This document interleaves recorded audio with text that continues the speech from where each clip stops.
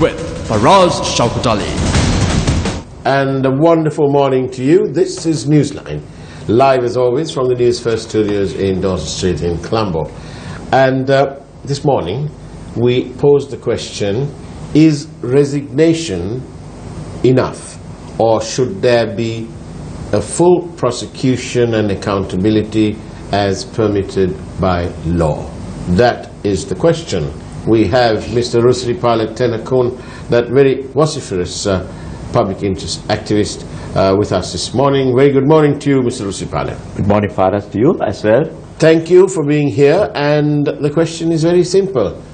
Is resignation alone enough for accountability? Is that the punishment? Absolutely not. We have had 2 or 3 instances recently in the country where very, very debated and suspected issues ended up with the resignations of people concerned. For example, this ICTA thing. Mohandan, I'm sorry. Yeah, Mohandan is Bond. I know, I'm sorry. Yeah. Mohandan never resigned. That's right. Mohandan resigned. Yeah. So is it the end of the case? Now we know his appointment, from the time of his appointment, it was a very questionable affair. The secretary, it is reported, he refused to sign the letter of appointment to make him the chairman. But the assistant secretary appointed him and he became the chairman. President denied it and then he resigned after all this commotion. Is it the end of the matter? No. Public. Why? Because there are so many things that he has to be found fault. He is responsible for. Because he was paid by public funds. Of course, that is the basic factor. But he says that he sort of gave those monies away for other purposes. That's a different thing. So long as it is debited to the public accounts and it comes out of the public funds, what he does with the money, it is immaterial. The public money has been utilized to pay nearly or more than $1 million to him per month for his maintenance. So he is responsible to answer the public. Yes, so resignation doesn't absolve anyone. Absolutely not. And that applies to everyone. That applies to everybody. Right. Now then, I know there's a growing concern that other events may have sort of taken the focus away from from what we call Bondgate, or the Bond scandal saga. Nothing, of course, could be further from the truth. Our focus is certainly not shifted away. We have covered it almost to the point of boredom from the day it all started in March 2015.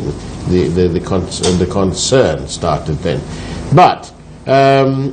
Rusripala, we posed this question to you. Is the Bond being forgotten? Is it being sidelined in favor of other contentious matters, like, for example, the Central Expressway, where we find a disqualified bidder being forced into play, along with the company that is the qualified and evaluated so to be the winning bidder, is now finding that they are being asked to get into bed with a disqualified bidder. After all, this is not them building a little house for themselves. This is building the Central Expressway, which will be used for several years by the people of this country. So I posed to you this thing. I'm reading from the Gazette, the proclamation, obviously, by the President in the appointment of the 3 commissioners to the Special Presidential Commission looking into the issuance of bonds. Point H of this of the Gazette says, whether any inquiry or probe into any of the matters referred to in this schedule had been obstructed or prevented in any manner resulting in damage or detriment to the government or any statutory body, including the CBSL, and if so, the person or persons responsible for such obstruction. Now then, are the commissioners on the right track? I think for us, starting from the point that you mentioned, Yeah. I have to state here that, you know, the investigative journalism Yeah. and the role of the media Yeah. in bringing out revelations of what is happening, Yeah. you know, otherwise will go down the drain or unforgotten or not seen by the public, is happening to a very in a very responsible manner in this country today. We are very happy, Yeah. you know, because this road construction, highways thing, if not for the media and if not for the involvements that you all as the media has, the public in the country would never have known this. So these are revelations that come out, Yeah. you know, due to the investigative role, Yeah. and the proactive role and the interest that is shown by the media of this country. Yeah. I mean, taking a lot of risks. Yes. So it is, I must say, it is a very commendable thing, and nothing of the sort, whatever the revelations today are of happenings even going beyond the bond scam. But here this Gazette says Yes. that the President proclaims and says that these three honourable gentlemen, Kankani Tantri Chittasiri, Honourable Prasanna Sujiva Jayawardena and Mr. Kandasamy Velipille, the retired Deputy Auditor General, to be my commissioners to investigate, inquire and report on the following. And therefore, on the following, to investigate, inquire and report on whether there has been misuse or abuse of power, influence, interference, fraud, malpractices, nepotism, or any act or omission connected with corrupt activity in relation to this matter, and as referred to in the schedule there too. And it is by order of His Excellency that P.B. Abekun, the Secretary to the President, has signed it off. Yes. Now then, that's a proclamation. Does this mean, what does this mean? It is very relevant. What you have raised is a very relevant issue. In the course of investigations that are ongoing now before the Commission, a lot of evidence have come up on matters which, as public, members of the public, we think that the Commission should probe in detail. Otherwise, it looks as if there are a lot of areas untouched. According to the section that you read just now, Yeah. now I feel that the responsibility or even the duties or performance of any authority in the country leading to any loss that to the government or to the central bank is a matter that has to be investigated separately. Look, I'll just get to this chase straight away. Yes. Right? Because this is valuable airtime. Yes. The President says, you are my commissioners, you have to investigate and report back on point J, whether there has been misuse or abuse of power, influence, interference, fraud. Can we just stop at power, influence and interference? Because the Prime Minister makes a statement in Parliament in which he says that he instructed the Governor of the Central Bank, presumably the Governor of the Central Bank, to change the way in which the bonds were issued. Yes. The Auditor General, that final authority on the least cost anything in this country, says that that was not the least cost method. Yes. Now then, does that mean the Prime Minister is responsible? My direct question. Power, influence, interference. Definitely for us, the Prime Minister has to make an explanation of his own for two reasons. One, he was the minister in charge of the central bank when this happened, and even to date.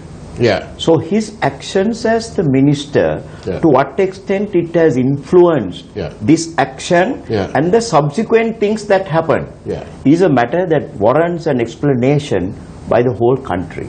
And besides that, his statement that he made to the Parliament on the 17th of March, yes, indeed, the first statement that he made, the public statement on this scam to the Parliament, there are a lot of things that came out of that speech that statement. Which seems to have been missed by the wider audience. Exactly. Now there are so many contradictions. Now for example, just to quote one, he very categorically states that it is he, the Prime Minister, or the Minister in charge of the central bank, who insisted that the auction system should be changed, the bond auction system.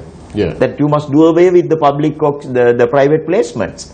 Now, this is an area where a clear explanation has to be given by himself, no one other than that. By the Prime Minister? By the Prime Minister himself. How did he expect his directive or instructions to be carried on by or carried out by the central bank? How did he expect it?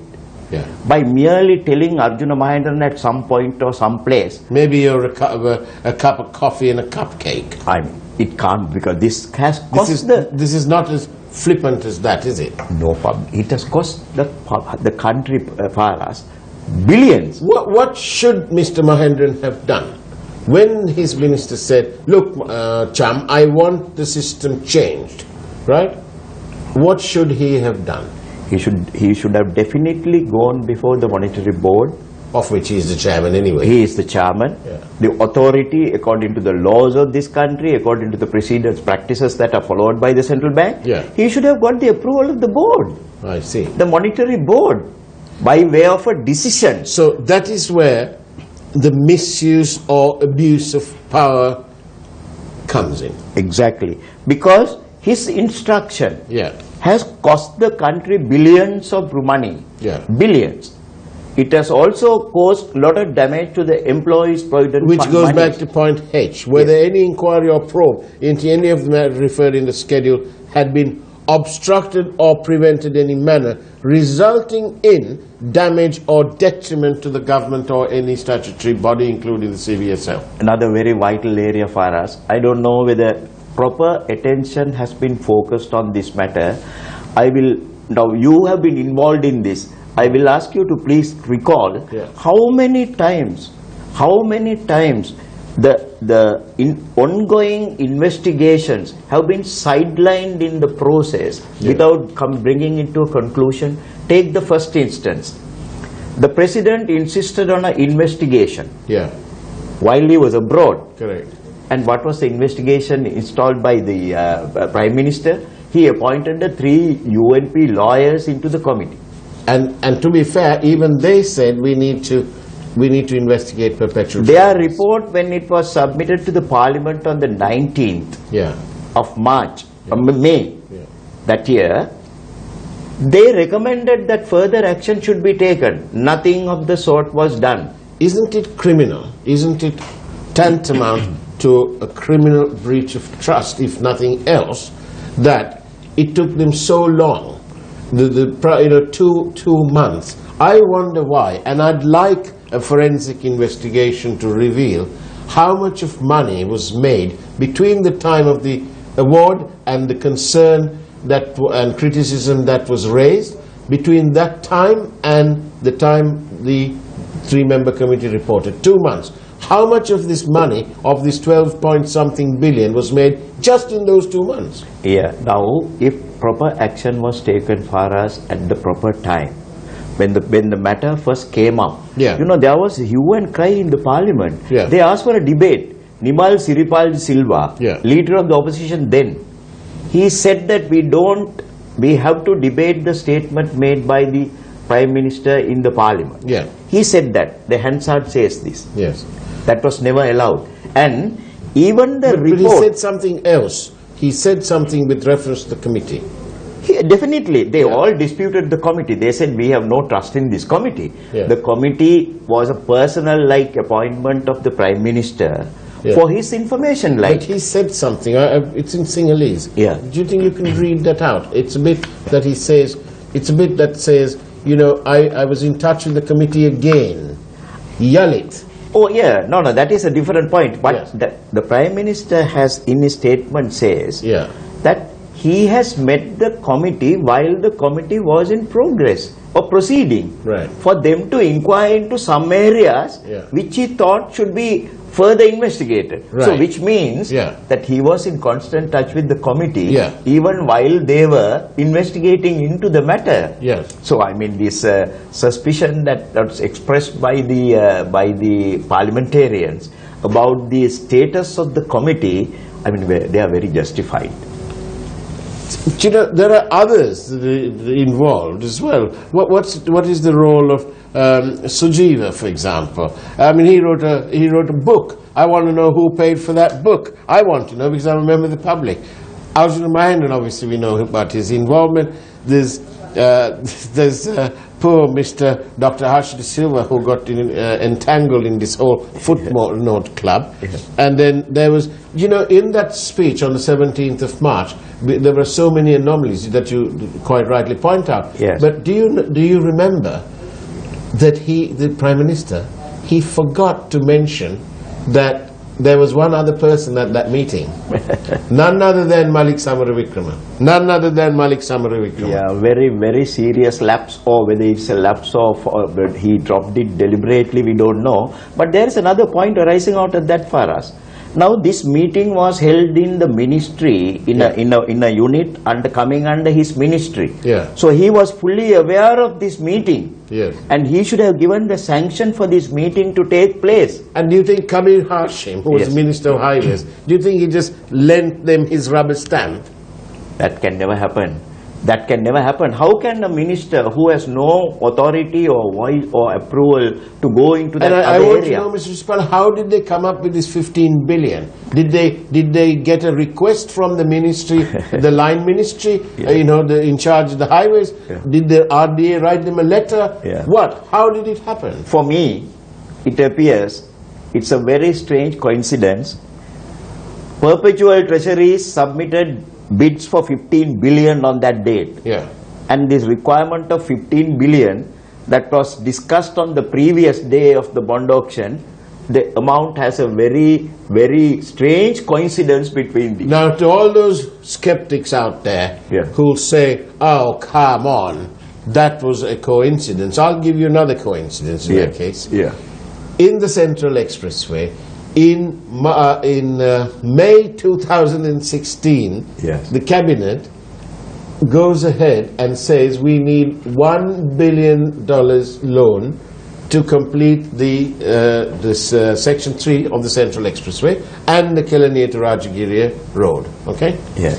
That was in May 2016. Yes. The contract was evaluated, the bids were evaluated, and the final price agreed only in July 2017. But here's the coincidence. Add them up, the value of that contract, the final offer from the winning bidder, without the disqualified bidder, okay? The winning bidder, you add that and you add the amount of money that is being paid for the insurance, 10.07%. Yes. And hey bingo, it's $1 billion. 100 now million. That is a coincidence. What do you think? 100 million. 100 million US dollars. Very strange coincidence again. There are so many things like that. And the one thing arising out of the Prime Minister's statement to the Parliament, this Prime Minister says that this bond transaction took place, the disputed one, first one, on the 27th of February. He tells the Parliament that he appointed a committee of inquiry on the 27th itself. So how did he know, Mr. Rispal, that this was all wrong? I mean, it's beyond our imagination for us. How can these things happen? What would you like to see as a citizen of Sri Lanka? You are a citizen of Sri Lanka, you're a public interest activist and all that. You've had years of paying into your pension fund and so on. You have a responsibility, you have children, you have grandchildren. What would you like to see the Prime Minister of this country do in the light of all this blessed evidence that's coming up? Instead of evasive action, he should come forward and explain every little thing that he has have to make a clear explanation of to the Commission. But then only the whole affair will be complete. Otherwise, there are so many things, I don't know, the time doesn't permit us, so many contradictions in his own statement. When we look back to what has happened. Now see, for example, he says that the Governor Mahendran will take his leave and stay out. Yeah. Now did he, as the minister in charge of the subject, at least ask him to stay out until the report made by the committee that he appointed was tabled in Parliament? No. He only stayed out till 24th of April. The report was tabled in the Parliament on the 19th of May. So the governor did not care to stay out of his duties even until the report by the people appointed by the Prime Minister was tabled in Parliament. Now this shows, these are just mere eyewashes. The statement that he made, no, he will stay out, he was never interdicted.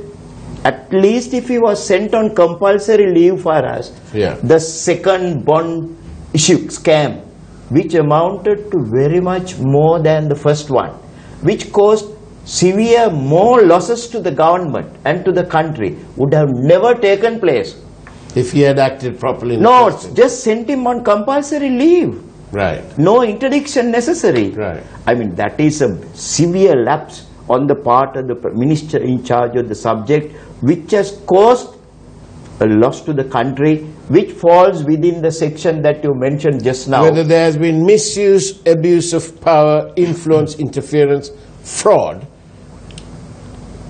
or any act or omission connected with corrupt activity. Omission, non-compliance. Omission, non-compliance. Abuse of power, influence, interference. Yes. We can leave the fraud and the malpractice. No. Leave aside. all that out. Yeah. He has a compliance obligation as the minister in charge in keeping with the normal things that are happening in the public service.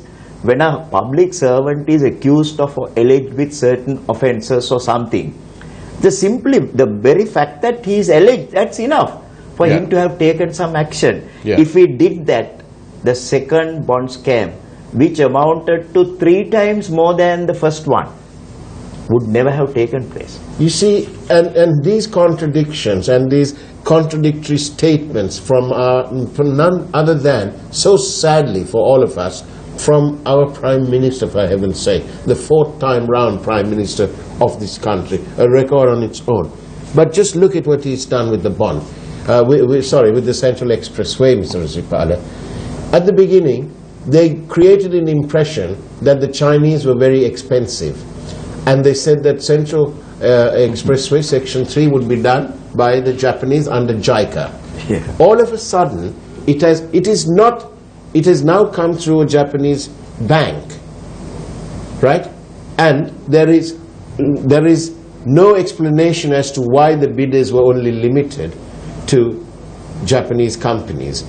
They then mysteriously bid without a bid bond. Then they brought back in to bid yet again, right? We'd like to know.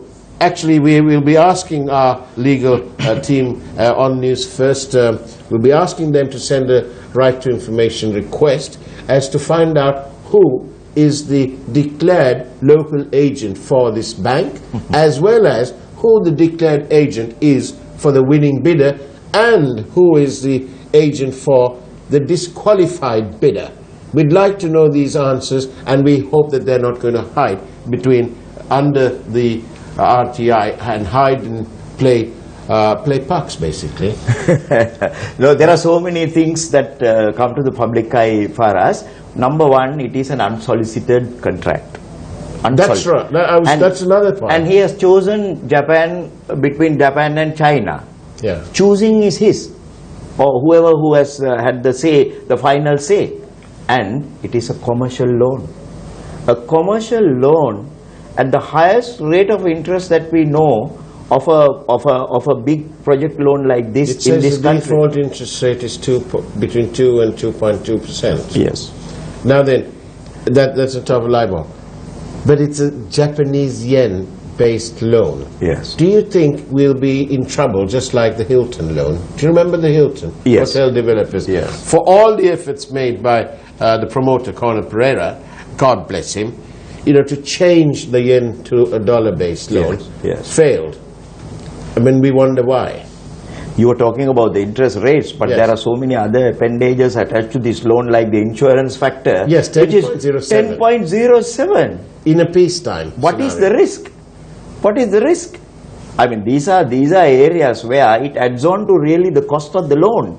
And I mean- also going back to this business about had the Prime Minister acted and sent Mahendran interdicted or whatever you want to call it, but out of his job, you said that the second bond will not have happened. Never. But also, Yeah. in January Yeah. of that year, this Yeah. happened in March 2016, but in January 2016, Ravi K's position was compromised by the payment of his rental by a connected party, however long they've known each other for. Do you Yes. think that would have not happened if Mahendran had been sent home? No.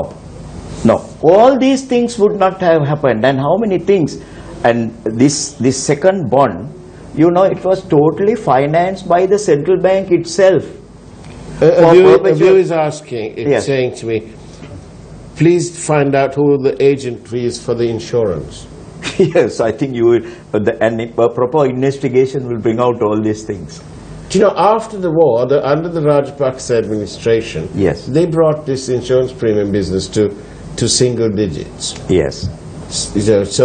And it was, I can't remember exactly, but I think it was around 5 or 6%. Oh, it is. And I will get the documents for that. No, those are normal international requirements in projects like this and Yeah. this loan, loan dispersals. But Mr. Risma, my point is, they went and got $1 billion Yes. and then decided to award a contract. Coincidentally, it all adds up to about $1 billion. That's right. Forget the Kelani Rajgiri road. The same thing, no, they did it in the bond thing, no. They created the requirement of 15 billion extra And over we don't know where Kamir Hashim got this figure from. and following morning you get a bid from the son-in-law's company for 15 billion. Bingo. My God. Bingo. These are things that somebody has to explain. I don't know. And what about the undated letter? What about the undated letter? Yeah. From the Minister of Finance? Several months later, after 2 COPE committee meetings, a letter comes up from nowhere saying that they have to justify this 15 billion. And the sheet of paper, Yes, I was in court, you were in court, I was in court. was as crisp as a daisy This is after nearly 2 years. these are things that cannot be explained in words for us, because these are really understood. Do you know what? The name of our program should have been called the X-Files. Exactly. And in these files here, Yeah. there you go, in these files here, Yeah. is more details about the Central Expressway. We'll be coming to you on the other side of this program with more details of that. It's been a wonderful morning, Mr. Sipala. I've certainly enjoyed it because I'm helping the public get down to the bottom of all these things.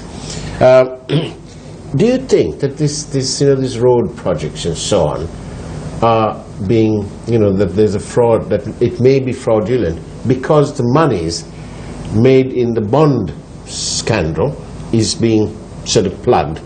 The central bank's taking control of that. Do you think that's why we foresee these other frauds starting? I think as the investigative role of those journalists who are involved and the role of exposing these things by the media has to be appreciated, and definitely when there is something unusual or contrary to what has been declared is happening, we have to only conclude that it is fraudulent.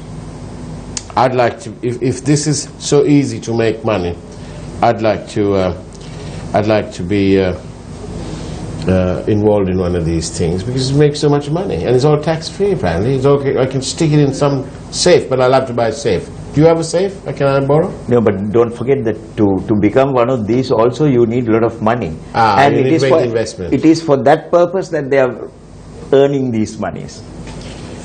Well, Mr. Rusipala Tenakun, thank you very much.